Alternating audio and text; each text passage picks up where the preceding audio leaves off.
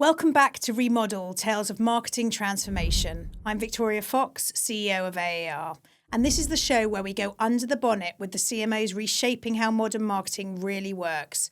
Not the theory, but the decisions, the tension points, and the operating model shifts that drive real commercial impact.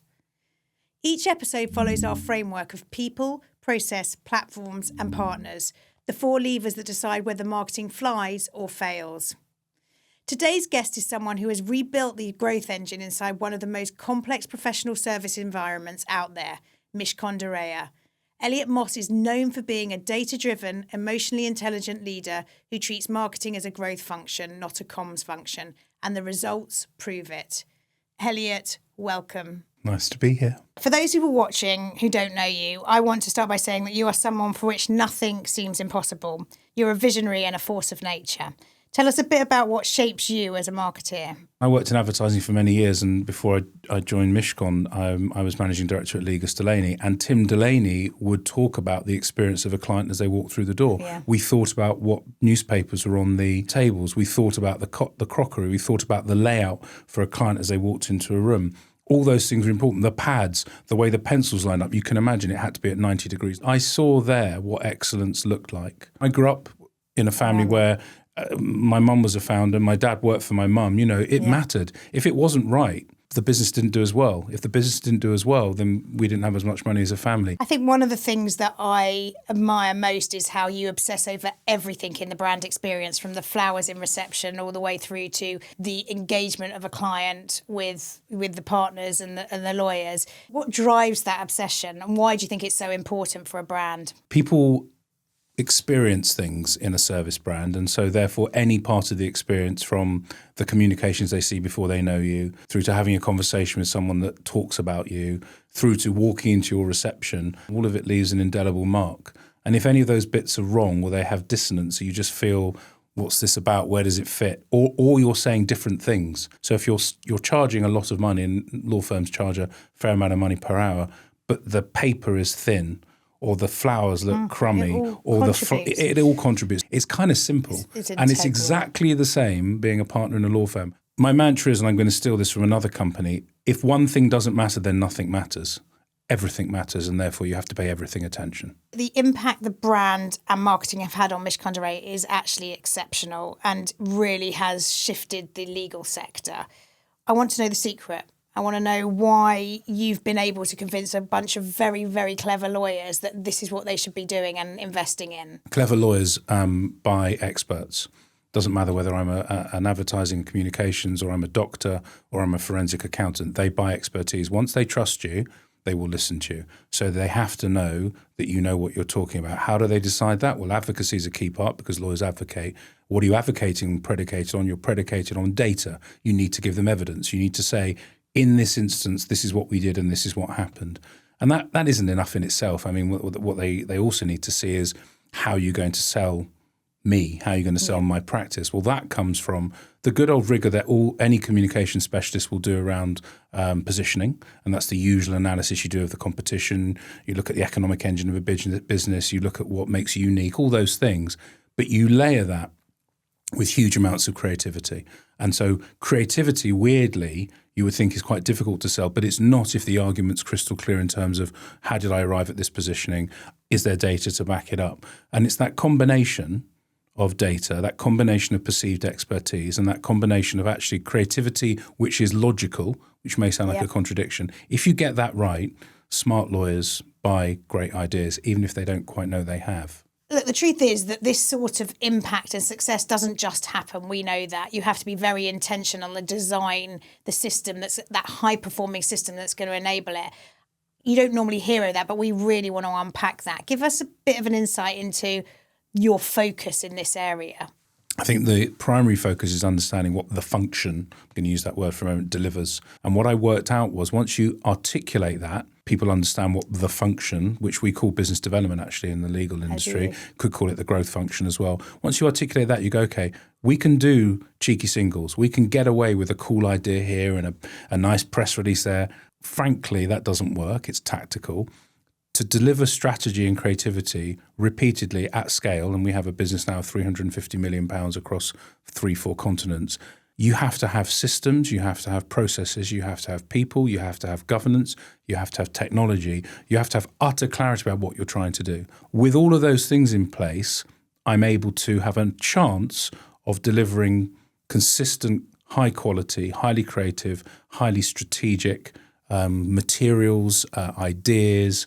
And actually, I mean, to give you an example, 150 events a year, you've got to have a standard operating procedure for how you run your events. Yeah, the freedom that can come when there is a disciplined engine that Absolutely. is really finely tuned underneath. So the proposition for Mishcon de Reya is it's business, but it's personal. And that's the what the brand says, all based on it's business, but it's personal, all based on this combination of really deep understanding of politics, economics, and societal issues, combined with this unbelievably personal take on their lives. That's how we do it. And that is the only way to do that is with structure, with processes, with systems. That liberates your ability to actually 100%. deliver the proposition. You are describing nirvana that we talk about, which is what is the business strategy, what's therefore the marketing strategy, therefore what is the marketing operations strategy that's going to deliver that.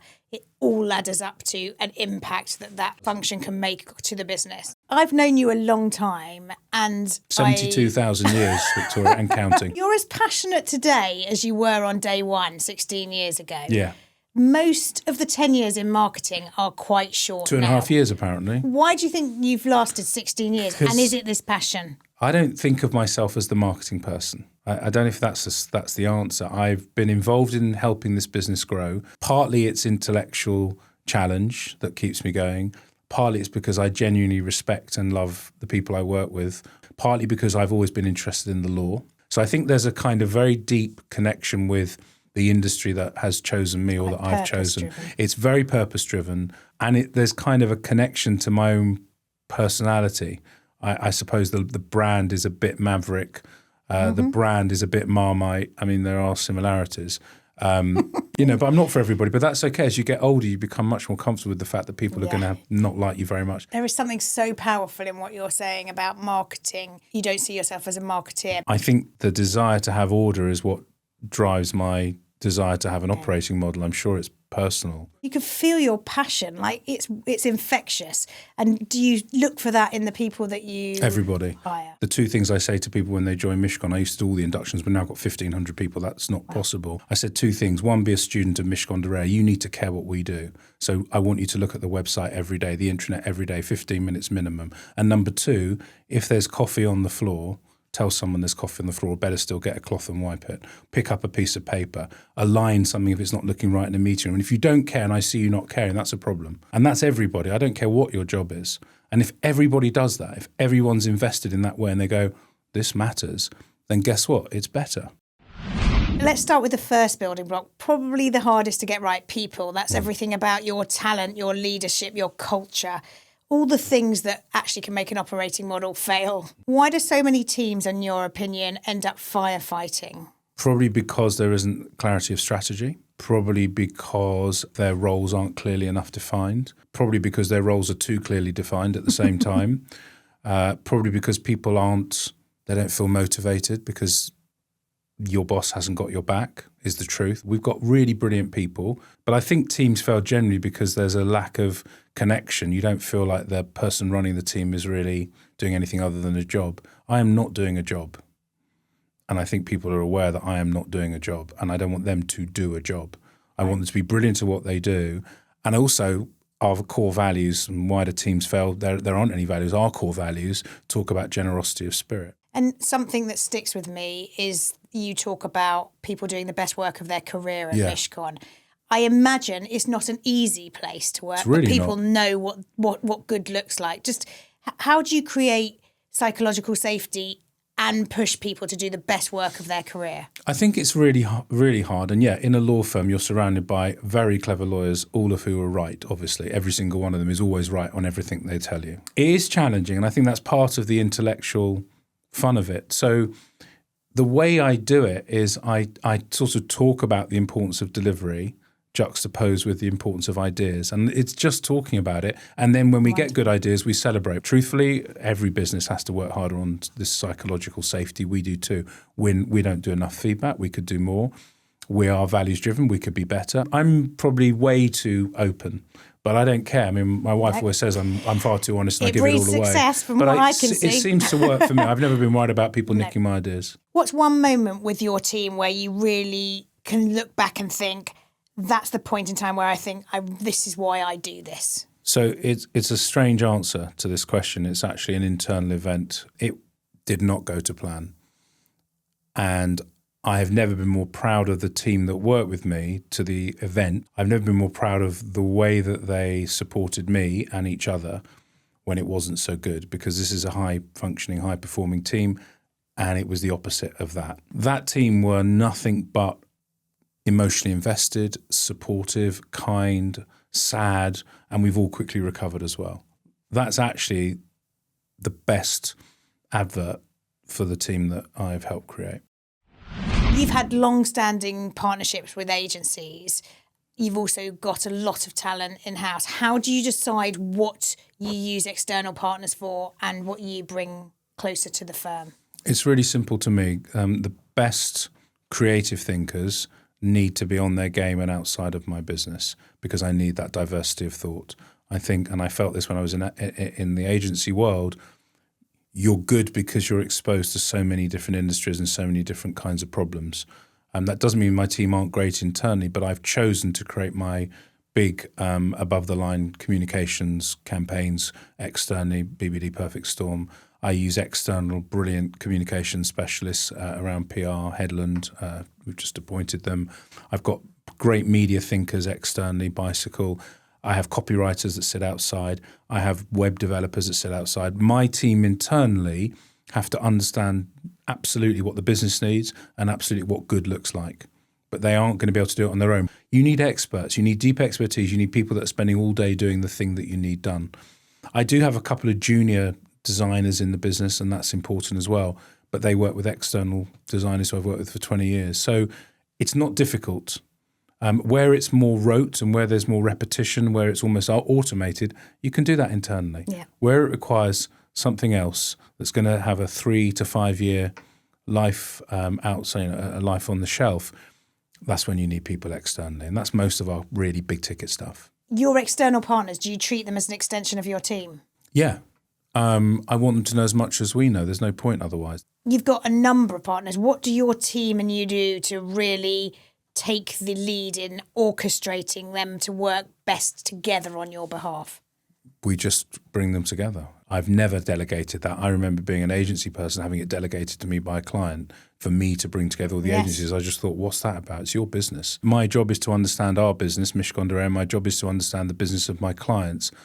But what I do with that, the inventiveness, the empathy, I hope, in terms of the way I relate to the issues, that's what the personal bit is about. And I am personally invested in everybody's outcome. I want the agency to be brilliant. I need them to be brilliant. It matters, because if it isn't right, they're not going to do a brilliant job for me. And I think that you described something quite simple, but actually it's very intentional what you're talking about, which is getting the ways of working and the shared collaboration working really well together. Yeah, but also the client plays a critical role in this. Like, I am on it, and I am happy to be involved in briefing the different agencies and not worrying about their egos or what they're meant to do. I'm really clear that my job is to get the best work, and the only way I can get the best work from all of them is to give them context.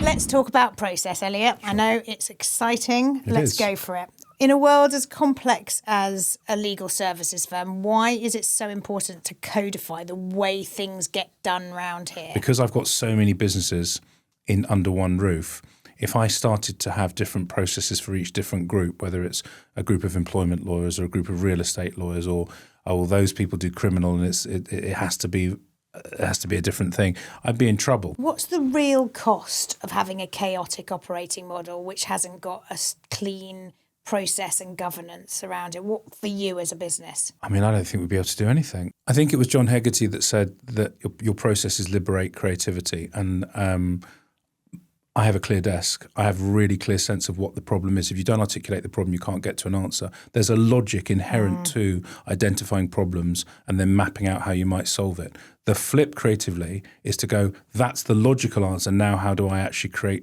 how do I present this in a creative way? So at the underbelly of creativity is a huge sense of logic and of kind of rigor and of structure. Without structure, you can't be creative. I think creating solutions is about understanding what really sits underneath the problem, defining the problem, unpacking a problem. That's what enables you to create structure. The structure enables you to be creative. And make the leap. But the leap is based on a really solid foundation of Really substance, logical. logic and substance, which again is counterintuitive, but not in the environment where you're selling a legal service, where you're selling something so tangible. It can't be too ethereal. True. It has to be creative, but not ethereal.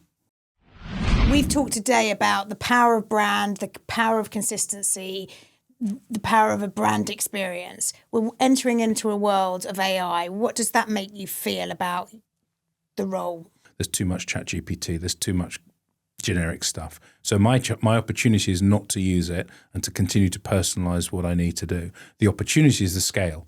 As I get bigger internationally, I can start to push out 200 derivations of the same advertising idea, communications, digital ad, because I'm using AI to simply make it much more personalized. And that personalization is really exciting. Artificial intelligence fits in. It 100%. will not replace anything, but it will augment my ability to produce more volume. If there wasn't a way that we organized events, if there wasn't a way we organized emails, or we created content, or we did X, Y, and Z, it would be bedlam. Bedlam. Looking at the wider marketing industry, do you feel optimistic about where this industry is headed? No. Tell me more. I mean, I'm no expert. I feel like people want it to be brilliant, and there are some very big voices, your voice, Sophie Devonshire at the Marketing Society, Mark Ritson for the last 3 centuries by the looks of things. I mean, but people that say there is value in marketing, and all the really clever academics that have written that I've read over the years. I think that there's a danger of bifurcating creativity away from execution and delivery. And I think if the marketing industry doesn't harness the importance and the value of creativity within the very bones and the structure of its frameworks, of its processes, of its structure, then there's a problem. Because if the processors and the technologists take over at the expense of strategy and ideas, there will be no marketing industry. And the problem is people that are quote unquote creative isolate themselves from the people that are actually doing the really interesting stuff around the world of technology. You've got to pull the two things together. I've always seen there's a difference between hardware and software. And the hardware of the underbelly, the underpinning of the industry is really important. Yeah. But if you ain't got no software, what are you going to do? What's the point? What is the point? So we have got to protect and understand the value and put a proper value on the software, and we've got to work hard with the people that are building the hardware. I completely agree. And today you've demonstrated the 3-legged stool of a brilliant CMO, which is amazing ideas and strategy combined with brilliant business acumen, because we're here to drive growth, combined with operational rigor. And you if need you them get all. them all Yeah. in equal balance, the industry will thrive. But I promise you, and anyone that thinks that that technology and the hardware is the primacy, has primacy, I fear is wrong. The primacy of ideas is still the thing that moves populations, that moves share price, that moves share prices, that changes the world. Someone's about to become a CMO. Give them one piece of advice. Know your market. 16 years ago, you're on day one. What would you whisper in your own ear now that you wish you'd known then? That it's going to be a lot of fun and I was going to enjoy the ride, and therefore not to have got stressed at any time since then is one thing. But the other thing is I didn't have a job spec. I didn't have a title. Come and help me build a brand. Giving me the chance to fill in the blanks is one of the best things ever. It sounds like you've had so much success, but also so much joy. And I think a lot of what we've talked about is about creating the environment so that the joy does come back, because that's where brilliance also springs from.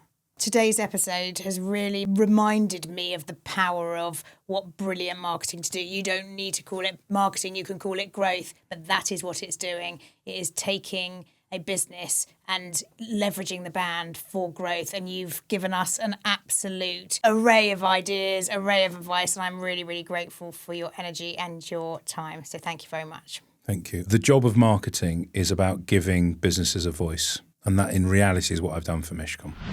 Thank you for watching ReModel Tales of Marketing Transformation. Visit our website to see more interviews from the series.